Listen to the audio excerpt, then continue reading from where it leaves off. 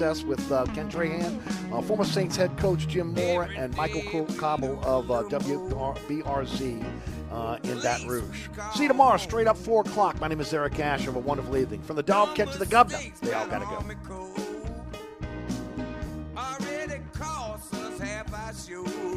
Anytime, anywhere. Smartphone, tune-in radio app. We are 1061 Nash Icon, WRKN, Picayune, New Orleans. Good evening and welcome to All Access on 1061 FM Nash Icon. At NashFM1061.com, presented by Crescent City Sports, best sports site in Louisiana. All Access is also presented by the All-State Sugar Bowl, representing the best of amateur athletics. And by Francesca by Katie, serving up St. Louis-style food with a New Orleans flair. All Access with Ken Trahan is also brought to you by Lamarck Ford and Lamarck Lincoln in Kennet. By Mid-South Coatings, Bears Pull Boys in Metairie. By Bergeron Automotive in Metairie. By Lifegate Church in Mandeville in Metairie. By Premier Automotive throughout the New Orleans area. John Curtis Christian School in River Ridge. Life Resources Ministries, and by Acropolis Restaurant on Ferret. It's your chance to talk intelligent sports all the time. To join in the conversation, call 504-260-1061. Now here's your host, Cumulus New Orleans Sports Director Ken Trahan of CrescentCitySports.com and the Kenner Star. And a pleasant good evening and welcome to another edition of All Access, the Monday evening edition here on 1061 FM Nash Icon. We're on the web at NashFM1061.com. TuneIn app available for you to listen through iHeart anywhere in the world. Of course, you can also catch us via Alexa. Just play WRKN or play Nash Icon 1061 FM, and you can do so. You can email me, Ken at CrescentCitySports.com, or feel free to call in at 504-260-1061 to join in the conversation.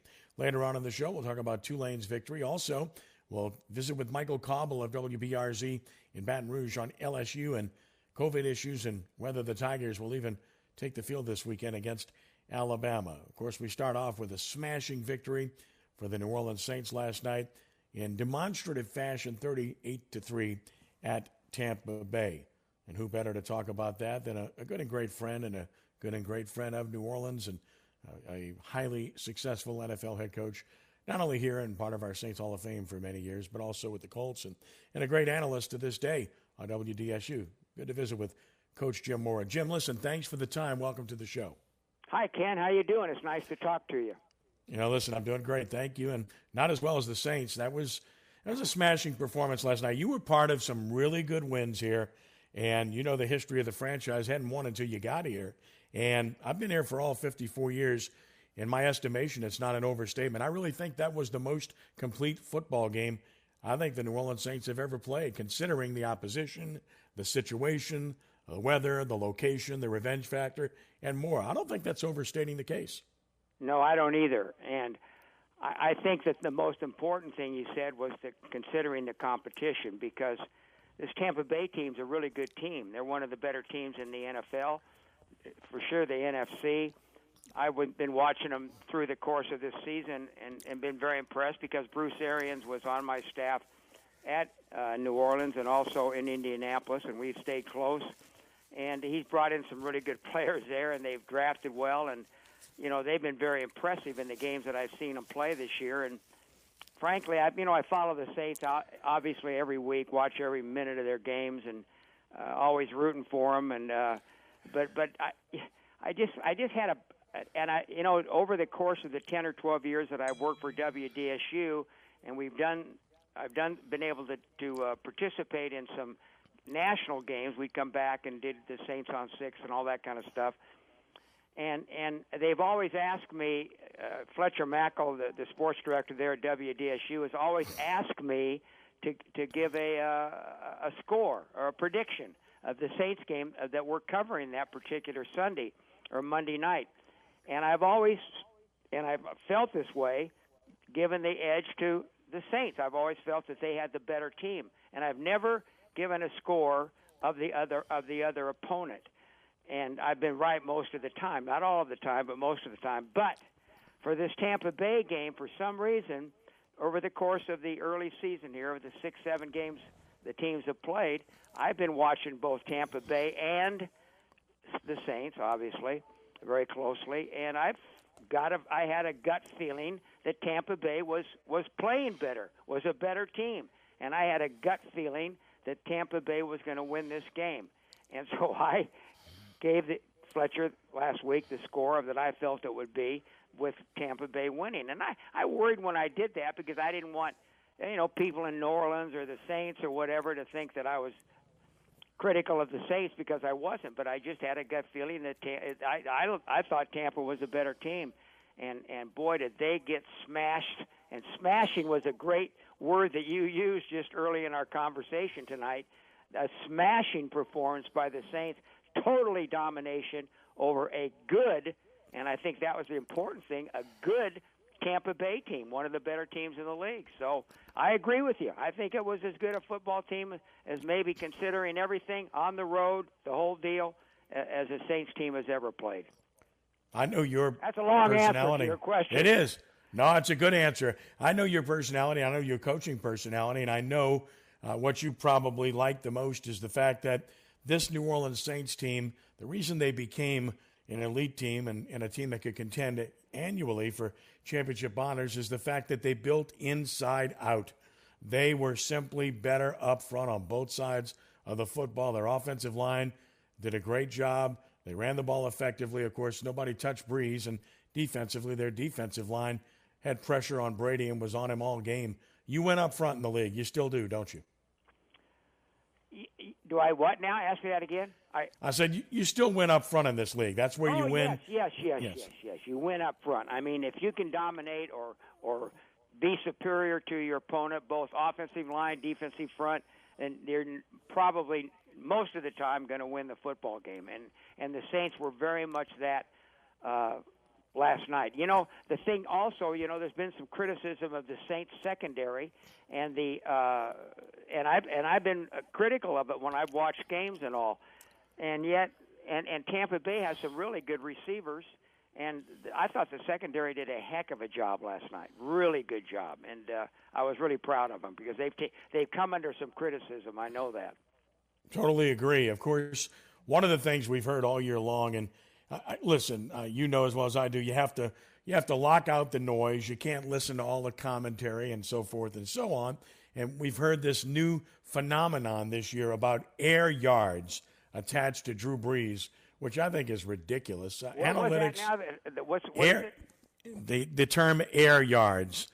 In other words, air yards. Yeah, yards per attempt. So we've heard this all year long about Brees, and it's the most ridiculous thing I've ever heard. Bottom line is, you want to get the ball to the right person in space and let him make a play, whether it's 5 yards up the field or 50 yards up the field. He does that as well as anybody that's ever played the game, and he's done that this year. Yeah, he's done a great job of that, and he always has. I think that's been a trademark of him, and certainly they would like to, complete 50 and 60-yard pass plays, but that's hard to do, and he takes what they give him. And I think that Sean Payton does a great job of coming up with game plans to attack the opponent, to let Drew do this, and then Drew takes advantage of it. And he's got, when we getting Michael Thomas back, getting Sanders back, Callaway back from last week, and those guys too make a big difference. But they do what the defense gives them, and they do it effectively, and they win games by doing it. Jim Mora, our guest, and when people look at games, sometimes matchups matter, and the Saints would seem to match up with this team pretty well for a couple of reasons. Number one, the aforementioned being better up front. I think the Saints are better up front than Tampa Bay. And number two, Marshawn Lattimore, who erases Evans every time they play this team. It's been that way for the last 3 years now, where when he plays Evans does nothing. And then, of course, you have the presence of Malcolm Jenkins being able to play Gronkowski, who admittedly is not the same player he once was. But when you can take away a couple of primary weapons from an opposing team, it gives you a leg up, doesn't it? Oh, there's no question about it. And I know that, Lattimore, he's really a good player, and he does a good job against most receivers. I think one of the hardest positions to play in the NFL is a defensive cornerback, because those receivers are so talented. They make these unbelievable catches every weekend when I watch these games. I mean, with guys defensive people hanging all over them, and they'll come up with the ball. And it's amazing to me. And they're running forward. The defensive backs are running backwards. That's an advantage the offense has. So it's tough to play defensive back in the NFL, or even in college too, because those receivers do a good job also. But Jenkins and Lattimore both played very well, and that was a big difference in the ball game. One of the biggest difference. One of the other things that has really occurred in the midst of this win streak is that the Saints have curbed their early season penchant for enormous penalties. As you saw, they led the league in penalties through the first 3 weeks of the season. That's really gone the other way lately. In the game last night, they had just 3 penalties for 28 yards.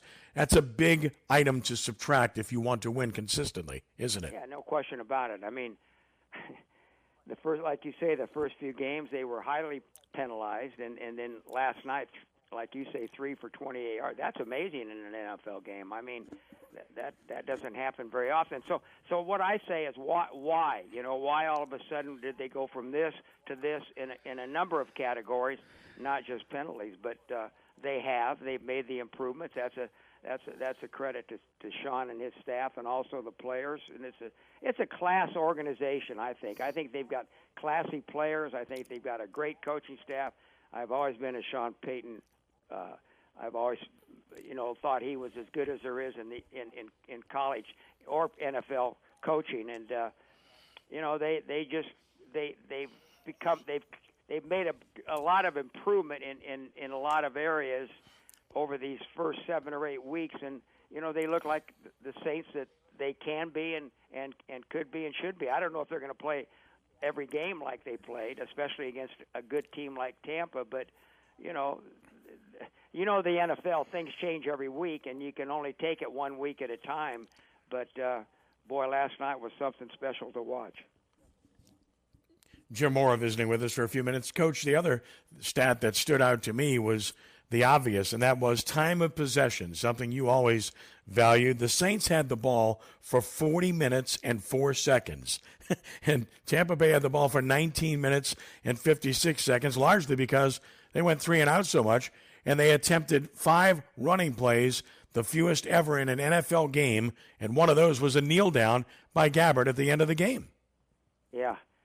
Well, that's an important stat, and keeping that football and keeping it away from the other guys. And, you can go – Ken, you're doing an amazing thing here. You're taking out some phases of the game, and every one of them is a unbelievable advantage to the Saints. And that's why they dominated this team last night, a good football team. And I didn't know some of these things that you're telling me right now, but and it's amazing. It was terrific performance. Everything Saints went out was good. Sure, and the Saints went out and made a deal last week to get a really athletic young linebacker in Quan Alexander, who didn't play this past week, but he'll be ready to go this coming week. Here's a guy that's been a Pro Bowl player. He's only 26, plays sideline to sideline, and was a guy that was a great player with the Buccaneers. He left there as a free agent to sign a big deal with San Francisco, and the Saints went out and made a deal to get him. So they're all in, just like Tampa Bay is, on trying to do it this year. You see that sense of urgency considering, where Drew Brees is in his career for the Saints to really try to get that second Super Bowl? I definitely think so. I think Drew's kind of indicated that if they did get one, then that might be time for him to call it quits. I don't know if he would do that or not, but it kind of seems that way.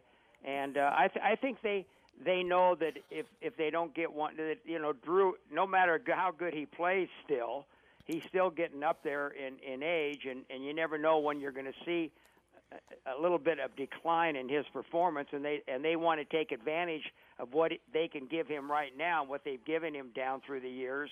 And I think that's their best chance they got to go to the Super Bowl and win a Super Bowl. I think the last couple of years, especially 2 years ago, where they got robbed in that playoff game, I think they were Super Bowl caliber there, and definitely maybe even winning the Super Bowl. I think that was the case last year too, although they kind of stunk up a playoff game. Not stunk up, but they didn't play up to their potential for that playoff game, and they got beat and knocked out. But I think they've been a team that was capable over the course of the season of going to and maybe winning a Super Bowl. And I think, at some point, maybe that's not going to be the case, but I think it's the case this year if what we saw last night is any indication of what this team can do.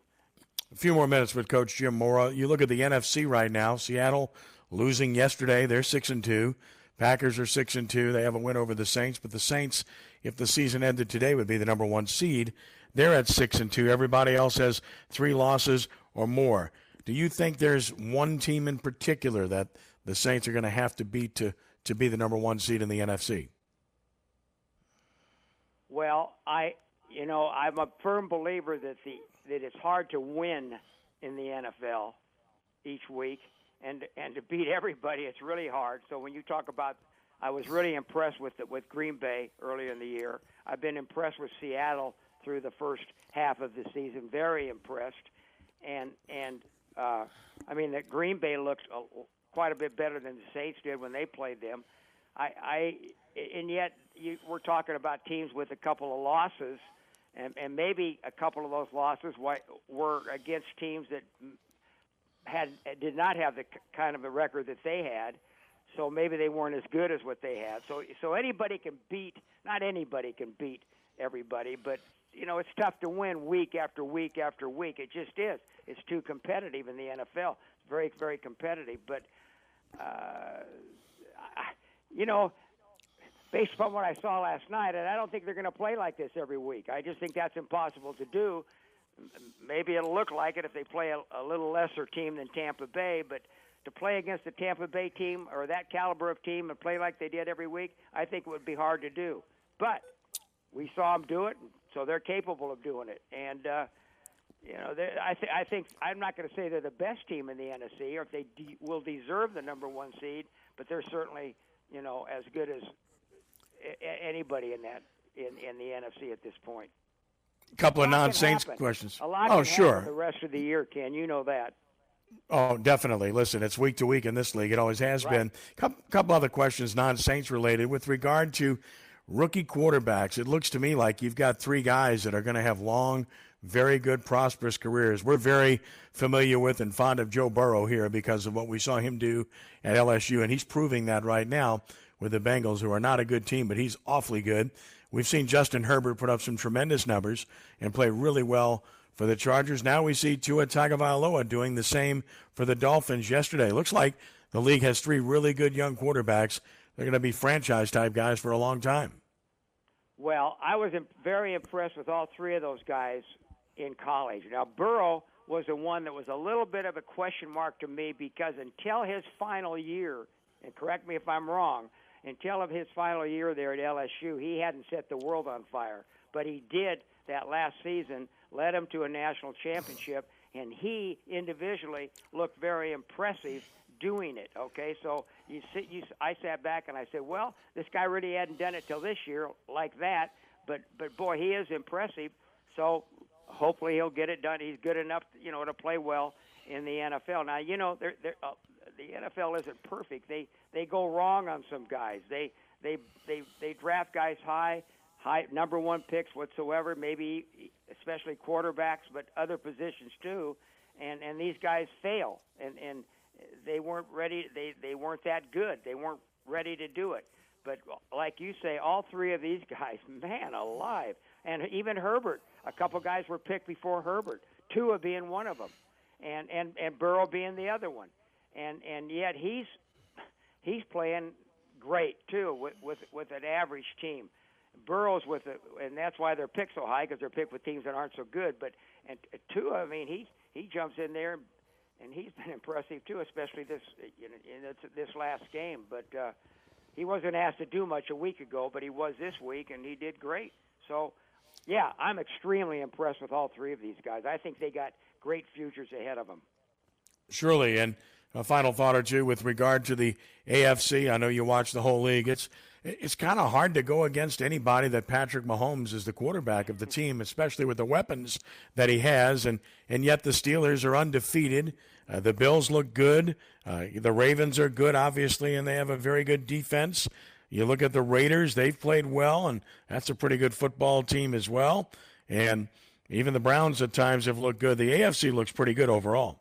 Yeah, and I definitely think that Kansas City is the class of the AFC. They've got a great quarterback. They've got a great coach in Andy Reid, and they've got good people around Mahomes. So that they're not going to go undefeated, and they haven't gone undefeated up to this point. But I still think they're with Mahomes and keeping him healthy, and the rest of the parts of that team.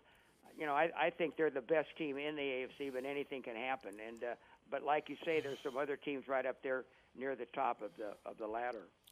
Yeah, I think it's might be slightly better than the NFC at this stage of the season, but obviously that changes week to week, and time will play out. Of course, you can watch Coach Mora on WDSU with Fletcher Mackel on many occasions when the Saints play, before and after games, doing a terrific job as always. Coach, really a pleasure visiting with you tonight. Thank you so much. Stay safe in these strange times, and hope to talk to you again soon. Same back to you, Kenny. I enjoyed it very, very much, and good luck to you. Thank you, buddy. Appreciate it. That's Coach Jim Mora. Bye. You got it. All right, Jim. Thank you. Coach Mora, always a pleasure to talk to. Always straight up, too. You get a straight answer from him, and a guy that's going to give you exactly what you expect. He's not going to give you pablum. You know what's really interesting is Coach Mora. He was tough on the media when he was the coach. Anybody who was around then understood that. He really didn't love that aspect of his job, and he was contentious at times. But the one thing about Coach Mora, when you dealt with him, is that you knew you were getting the real deal. You were getting exactly who he was. You were getting his emotions without any filtering. You were getting sincerity.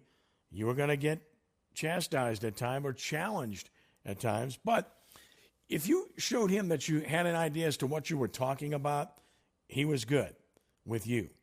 And I think that that's the kind of thing. If you earned his respect, he treated you as such. I know he'll tell you now that he wishes he would have did a few things differently with regard to how he handled media, but it really is funny because we joke with him all the time. Look at what he ended up doing after his coaching career. He's one of us. And he's the guy that's analyzing. He's the guy that's making the picks that turn out wrong and getting criticized for it, as he talked about.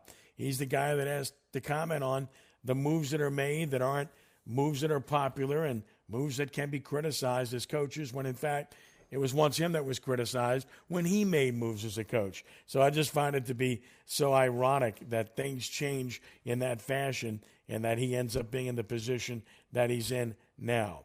And just a few other comments about the game before we get to break in a few minutes. Look, all the narrative was there. Saints are a dome team. They don't play well outdoors. I'm tired of hearing that, aren't you? It was windy. It was raining. Oh, yeah, by the way, last week in Chicago, it was cold and windy. And, of course, the Saints won. And it was rainy and windy on this one. And the Saints are an underdog. And they're playing the team that everybody is celebrating is the team that nobody's going to be able to beat. Now they've added Antonio Brown. Oh, my Lord, how is anybody going to play this team? You might as well not show up. That's what I said on the show on Saturday in jest. Because, and I mean no one was on the Saints in this game. And you heard Coach Mora say it just now. He wasn't either. It's just amazing how the Saints not only changed this narrative, but changed it so dramatically and so decisively with the way that they played in this game. You know, it's amazing. I watched a lot of the coverage, post-coverage today nationally. And, yeah, there was some credit given to the Saints. But the commentary was more about Tampa Bay and about, oh, they were badly coached. They had a bad game plan. They didn't attack the Saints right and so forth. Absolutely mindless that the commentary would not be about the Saints more so than about the Patriots. How about the credit to the team that played extremely well as compared to the crediting the team that didn't play well for having a bad game? Both can be true at the same time, and both were. But there's no denying that the Saints were superlative. And as I said earlier, I do not believe I have ever seen a New Orleans Saints team play a better, more complete game. and they could have done more. The Saints had 2 turnovers. Remember the Jared Cook fumble when they're going to go in to score? Cook also whiffed on a block, which resulted in another turnover as he allowed a sack of Breeze by Shaquille Barrett, who stripped the ball, and, of course, the Bucs recovered there. So 2 turnovers, so it's anything but a perfect game. And Cook also dropped the pass, so he might have been the only negative. That said, look at every other aspect of the game. You can't play a better football game than this team played last night. And Coach Moore is right. They're not going to be able to repeat that kind of performance on a consistent basis. No one can possibly expect that. But you saw the capability and the ability on a consistent basis of what this team is capable of doing. And if they can replicate that to the degree of 75% on a consistent basis, good results are going to follow. But there's this. Everyone's talking about a softer schedule the rest of the way. Don't buy that at all. It is the NFL. Every week is unique. Every team is different week to week. San Francisco's coming in here a wounded warrior this week with all the injuries. Saints have revenge on their minds at home, but it's not going to be a gimme, although the Saints should win the game at home. Then you get Atlanta, different team under Raheem Morris. They're 3-1 under Morris, and their offense is really good. Then you got to go to Denver. What's the weather going to be like? You never know that time of year. Then a rematch with Atlanta at Atlanta. That won't be easy. Then at Philadelphia, a division leader on the road. What will the weather be like then? Then the Chiefs come in here.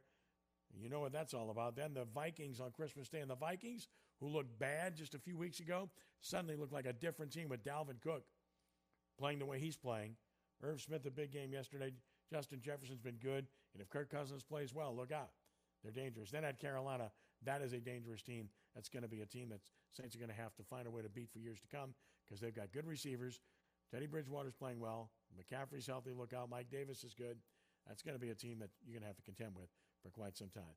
Easy? No. It's the NFL. It's week to week. It's different, but it's doable from the Saints' perspective to having a chance to win the NFC. It's 504-260-1061, a brief timeout. When we return, Michael Cauble of WBRZ in Baton Rouge will join us to talk about the LSU Tigers as we continue with All Access for a Monday night. Ken Trahan here on 106.1 FM, Nash Icon, and on the web at NashFM1061.com. I got to tell you, the Ford F-150 and I, well, we're kind of like family. Ford's the #1 selling truck in America for 42 years, and Lamarck's the #1 Ford dealer. So come get your #1 truck from your #1 dealer, Lamarck Ford, where everybody gets remarkable deals and service. And wait till you see what we've done and still doing to the big store in Kenner. We're using local money, not Wall Street money. Visit Lamarck.com for more details. Drive safely, my friends. #1 claim based on 2018 new Ford vehicle. Retail sales report, Memphis Region Zone E. Did you know those big box home improvement stores both painted their buildings with the same product from Mid-South Coatings? The same protective coatings you can have on your home. This is Kevin Mamahat. Think about it. Stores that sell paint but using our product instead? That's because of our lifetime warranty. So if you're ready to paint your home for the last time, call Mid-South Coatings for a free estimate. Call 407-2222. 407-2222. That's 407-2222. Tired of painting your home every few years? From big box home improvement stores to NASA, Mid-South Coatings uses the very same coating to protect and keep your home looking great for life. Imagine your home looking freshly painted for a lifetime. So before you put any product on your home, call Mid-South Coatings for a free estimate. Call 504-407-2222, 407-2222. That's 407-2222. Or visit midsouthcoatings.com. This report is sponsored by Staples Stores. Staples has great deals on the hottest brands and must-have gifts, like Apple AirPods, great for video conferences or online classes. Right now, Apple AirPods Pro are just $194. That's a $55 savings in-store only. Offer ends 11/14, limit 2 while supplies last. Save big at Staples. I'm Ken Trahan. Welcome to your daily sports report presented by CrescentCitySports.com. It was near perfection. All week long, we heard that Tampa Bay was the best team in the NFC, if not the NFL. We heard that Tom Brady was playing great and was an MVP candidate. We heard that together with Antonio Brown in tow, the Bucs simply had too many weapons. The New Orleans Saints heard it, and they responded. Drew Brees threw 4 touchdown passes. Taysom Hill accounted for 123 yards total, and the Saints intercepted Tom Brady 3 times and sacked him 3 times in a 38-3 demolition of the Bucs at Raymond James Stadium. 11 different players caught passes for the Saints. New Orleans now 6-2 and takes over sole possession of first place in the NFC South. Around the NFL, Seattle lost to Buffalo 44-34, and now the Saints are tied in the loss column with the Seahawks and Packers with 2 losses.